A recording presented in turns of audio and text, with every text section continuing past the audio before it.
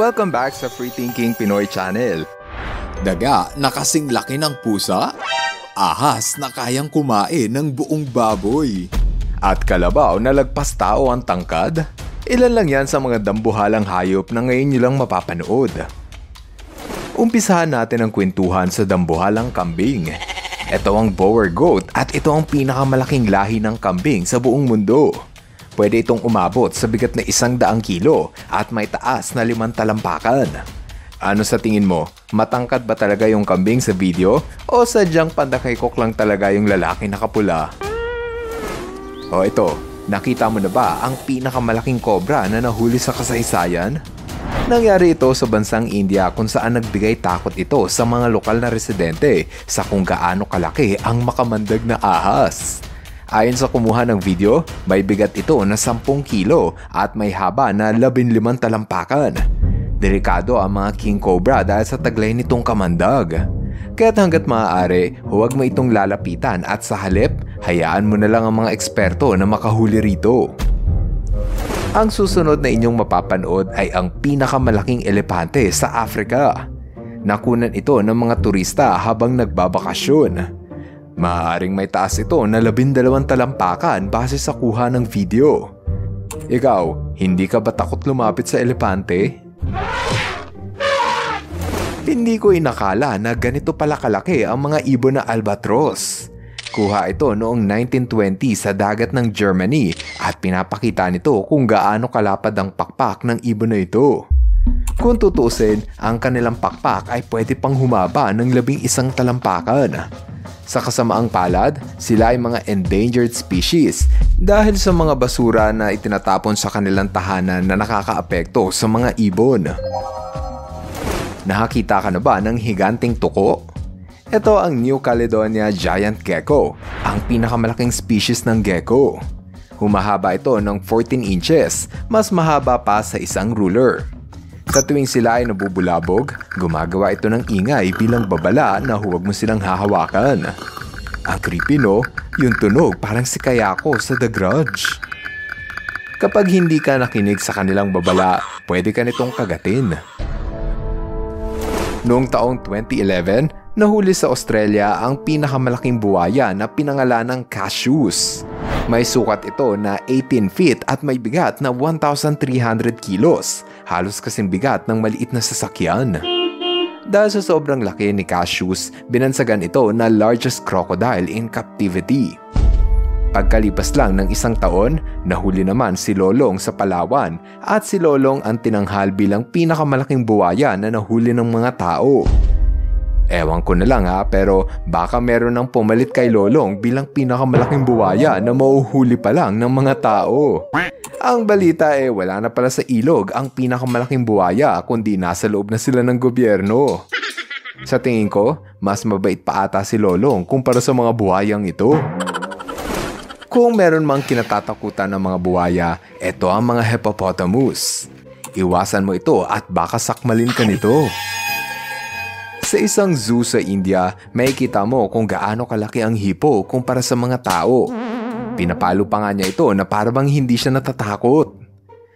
Gayunpaman, dapat kang mag-ingat sa hippo dahil pwede ka nitong lamunin. Dito naman sa gubat ng Africa, pwede mong maka-face to face ang pinakamalaking palaka. Ito ang Goliath frog. Ang pinakamalaking specimen na nahuli ay may timbang na 5 kilo at may haba na 3 talampakan kapag nakaunat o nakastretch ang kanilang binti. Sa sobrang taba ng kanilang binti, mukhang pwede na yan iprito panlaban sa Chicken Joy. Ano sa tingin mo? Gusto mo ba ng piniritong palaka? Yummy. Kung merong Goliath frog, meron din namang Goliath beetle at pareho lang din itong matatagpuan sa gubat ng Africa. Ito ang hinirang bilang pinakamalaking species ng beetle. O diba? Sigurado ngayon ka lang nakakita ng ganito kalaking insekto. Kahit mukha itong nakakatakot, ang Goliath beetle ay hindi mapanganib sa tao. Ang kinakain lamang nito ay tree sap o yung katas ng punong kahoy at kung minsan mga nabubulok na prutas. Tumungo naman tayo sa bansang Thailand para makilala ang pinakamatangkad na kalabaw sa kasaysayan. Ito si King Kong. Sa taas na 6 na talampakan, siguradong manliliit ang kahit sinong tatabi sa kalabaw na ito. Sa tingin mo ba, pinakain ito ng Star Margarine para tumangkad? Kung sa kalahati pa lang ng ating kwentuhan ay marami ka nang natututunan, pues dapat mong pindutin ang subscribe button. Maraming salamat! Balik na tayo sa ating kwentuhan. Nakilala mo na ba ang mga Flemish Giant Rabbit? Akala ng iba na ang kuneho ay hindi kayang lumaki ng ganito, pero doon ka nagkakamali. Kaya nitong tumimbang ng hanggang 9 na kilo, halos kasing bigat na ng aso. Sa kasamaang palad, ang mga kuneho na ito ay binreed para gawing karne at kainin. Willing ka bang kumain ng kinatay na kuneho? Ito ang isa pang higante na mahirap paniwalaan na meron pala. Noong 2016, nahuli sa isang bahay sa London ang patay na daga na halos kasing laki ng pusa. Ayon sa mga nakakita ng picture, maaaring maliit lang itong daga na nagmukhang malaki dahil malapit sa kamera ang daga. Ano sa tingin nyo guys? Malaki ba talaga yung daga o naka-zoom lang sa kamera? Kung may jumbo na daga, dapat ay meron kang alagang jumbo na pusa. Ito ang lahi ng Maine Coon Cat. Kaya nitong tumimbang mula 6 hanggang 11 kilo. Kapag ito ang alaga mong pusa, para ka na ding may alagang leon sa loob ng bahay. Maski ang aso ay mangingilabot pag may kasama silang Maine Coon. Wow! Minsan mo na bang naisip na meron palang dambuhalang manok? Ang sarap siguro pag ito ang ginawa mong Chicken Joy. Ang tawag sa lahi ng manok na ito ay Jersey Giant at ang maximum size nito ay 7 kilo. Sa sobrang laki, huwag na huwag mong gagalitin ang manok na ito kung ayaw mong ikaw ang sabungin. Isang araw, habang namamasyal sa Africa ang mga turista, nakasalubong nila sa kalsada ang marahil ay pinakamatangkad na giraffe sa buong mundo.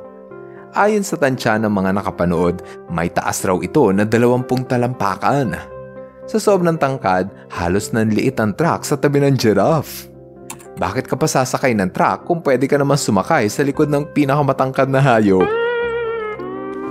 O ito, nakakita ka na ba ng malahalimaw na bubuli? Ang halimaw sa video ay ang giant salamander. Ganito lang kaliit ang katawan ng ordinaryong salamander. Sobrang laki ng diferensya kumpara sa higanting salamander. Matatagpuan lamang ito sa mga bansa gaya ng Japan at China kung saan madalas itong hinuhuli para gawing pagkain. Sa lahat ng mga hayop na nabuhay, ito na ata ang champion sa palakihan ng katawan. Sabi nila, mas malaki pa daw ito kaysa sa anumang dinosaur na namuhay sa mundo. Ito ang nakamamanghang blue whale na pwede mo ring mamataan sa dagat ng Pilipinas. May haba ito na 80 to 100 feet at pwedeng tumimbang ng higit sa 200 tonelada. Dito sa probinsya ng Bohol, naging sentro ng atraksyon ang reticulated python na si Prony.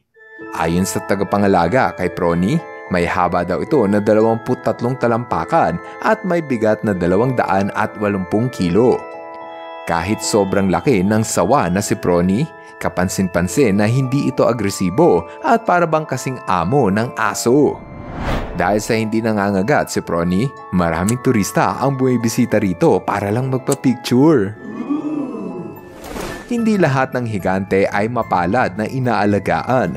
Ang iba, nagiging biktima ng mga hunter na gustong kumitil ng buhay ng mga hayop. Ang halimbawa nito ay ang rhinoceros, isa sa pinakamalaking hayop sa kapatagan ng Africa. Madalas sa mga dambuhalang rhino ay binabaril ng mga hunter para kolektahin ng sungay o hindi kaya ay ipagmalaki sa social media na meron silang pinatumbang hayop.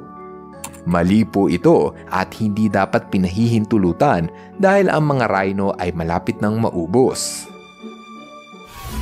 Alam mo ba na maski ang mga malalaking hayop ay nangangailangan ng proteksyon galing sa mga tao dahil karamihan sa kanila ay mga endangered species o yung tawag sa kakaunti na lang ang populasyon.